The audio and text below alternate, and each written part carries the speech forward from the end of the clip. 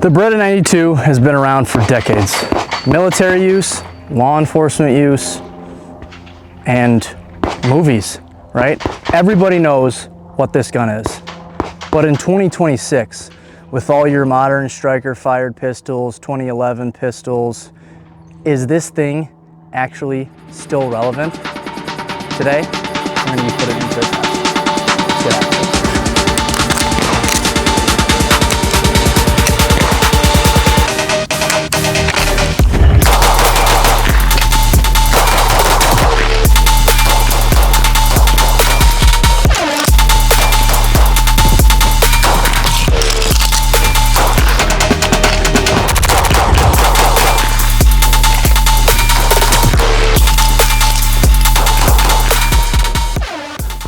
Street proven training here.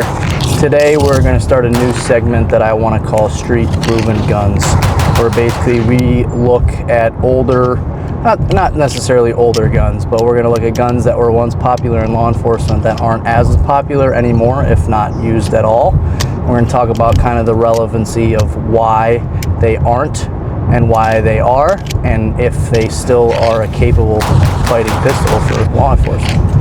So the first one that we're going to talk about is the Beretta 92, tried and true.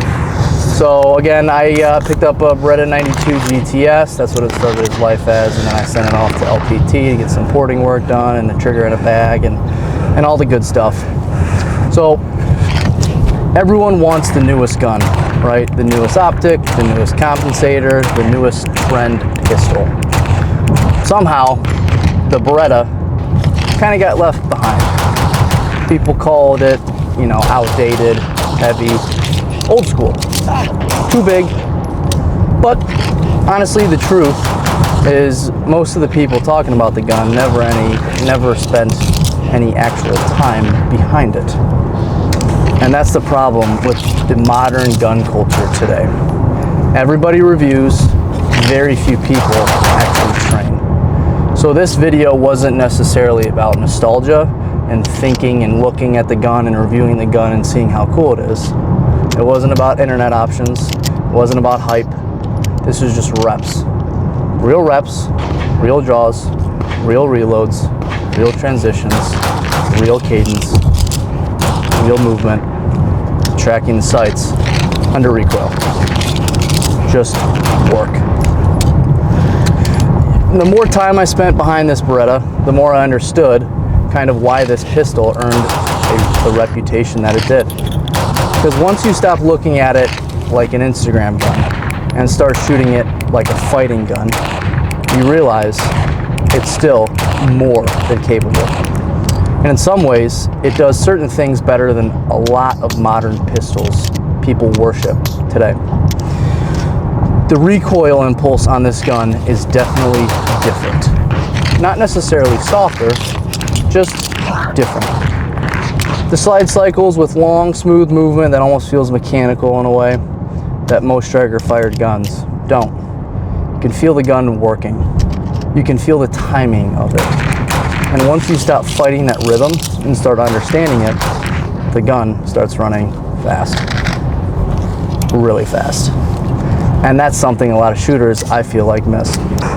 They want instant performance from every gun they pick up, but every platform has a language.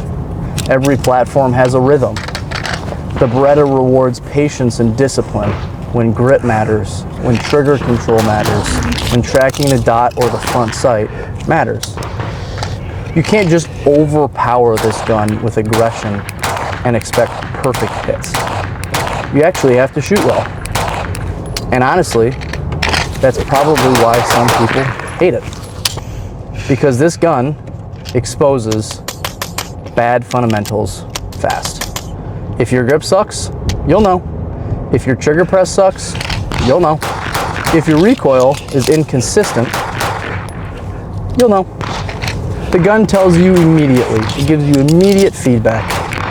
And I think that's relatively a good thing. Training isn't supposed to protect your ego. Training is supposed to expose weakness. That's the entire point of training. That's why videos like this matter. That's why training matters. it exposes your weaknesses so you can fix them. It doesn't expose the weakness of a gun, it exposes you in your training. But because there's value in revisiting platforms people dismiss too quickly, especially those platforms that have decades of proven history behind them, as this pistol has served military units for decades, law enforcement units for decades, and professionals all over the world, and people didn't use it just because it looked cool online, especially back in the day when there was no online, because it worked. People used it because it worked. And I think a lot of new shooters forget that. We live in a time where people judge guns before they ever put 500 rounds through them. Everything is based on trends now. Micro comps, Cerakote jobs, titanium triggers, social media hype. But none of that replaces performance. None of it replaces consistency. And none of it replaces putting in the actual work behind the gun. Because at the end of the day, fundamentals are undefeated. It doesn't matter if it's a Beretta, a Glock, a Staccato, a SIG, or whatever. The shooter matters more than the logo stamped on the side of the gun every time.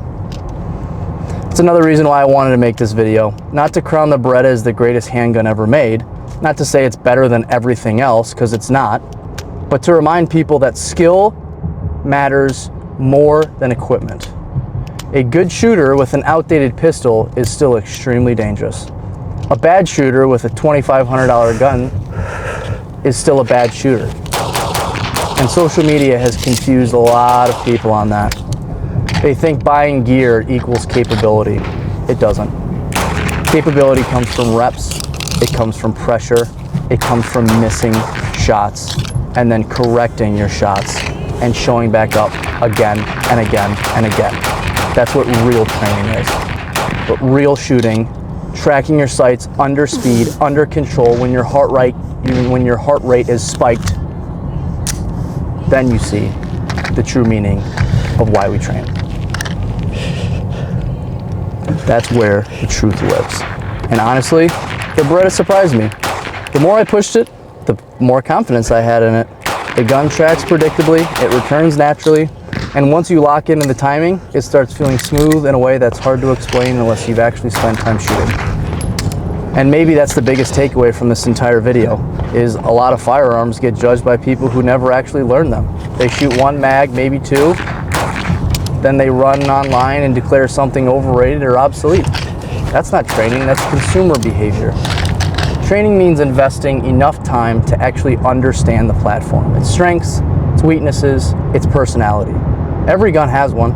The Beretta definitely does, and it's not perfect. The double action trigger definitely takes work.